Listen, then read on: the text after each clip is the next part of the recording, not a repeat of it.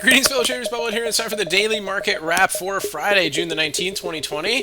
What a day and what a week. This is brought to you by Positive Trends Research, and everything we're going to talk about is for educational purposes only and not investment advice. So please take a moment to review this disclaimer.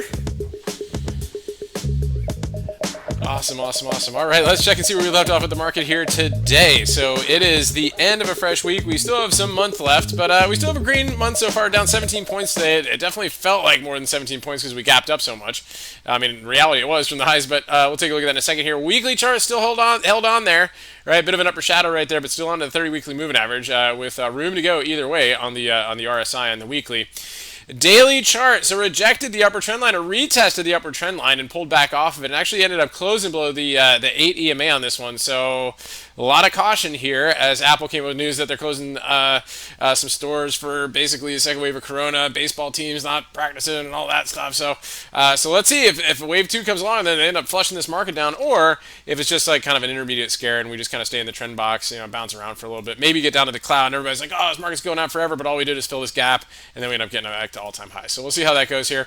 Let's take a look at the SPY and see how that ended up finishing today. It's pretty good stuff there. Obviously, a lot of extra volume here today. Quad witching day, right? A lot of volume after the initial drops there. So ended up holding its 21-day moving average. Let's take a look at the price action here today too.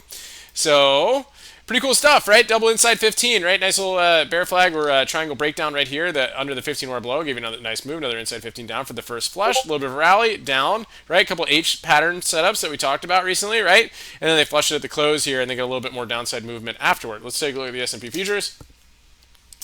So, amazing stuff today, folks. Our levels really came into play a lot. If you kind of go here on the 5-minute chart, you can see how important these are.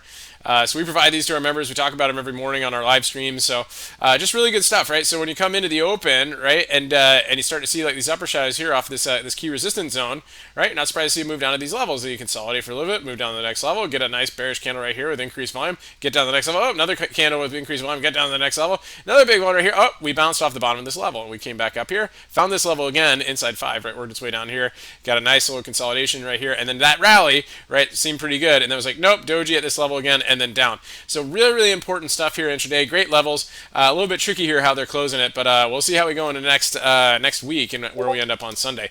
The MES, same thing. So just be careful with this one going into over the weekend. Right, we broke out of this macro channel that we were talking about here this morning.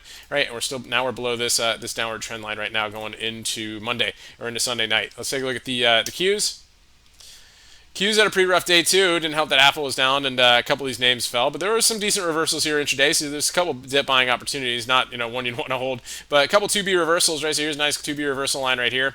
I like these these are like my favorite, but this was actually the first candle that broke down below these levels. So that was an area too to get long. But I love these green candles. Right, nice move off of that and then worked its way up there. So decent move on that. IWM.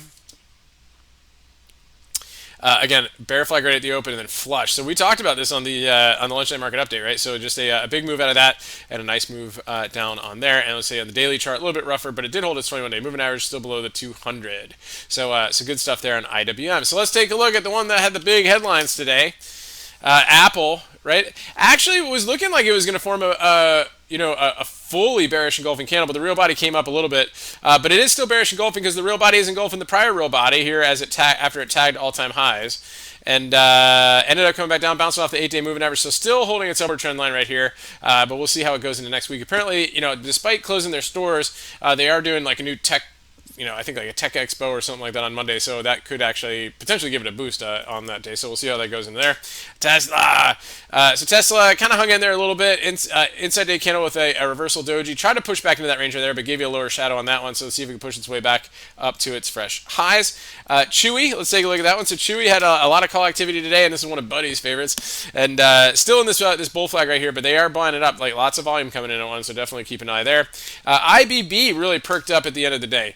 So this was a big one, right? Big candle breakout right here, big volume, right? So, and this was really kind of an end of the day pop, right? So might have something to do with the second wave of Corona, where hey, oh no, we gotta keep working on this vaccine type stuff, right? So they're gonna be doing that. So you look at something like Guild, right, which one of the highest weighted ones on these indexes had a big move there, right? And gave another one there. Another one that's interesting too is the BIIB, right? So they lost a patent suit the other day and gave a big gap down, but wow, what an area here. right, to find some potential support, right, and then it gave a huge bounce today. I know members did well on this one too, so big move at the open. Then they came back down again. They bought the dip again with the rest of that market. So really impressive stuff there on BIIB. And last but not least, so one that just kind of stands out like a like a green thumb is Etsy.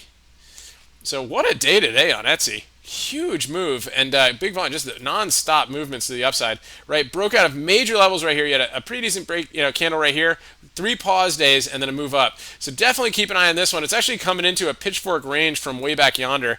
So let's see how that holds going into next week. But what a huge candle with great volume as it approaches that $100 level. So we're going to be keeping an eye on this one next week too to see how that behaves. All right, guys. Well, I hope everybody has a wonderful weekend. We're going to be writing the newsletter this weekend. Got a lot of cool ideas we're going to be sharing with our members.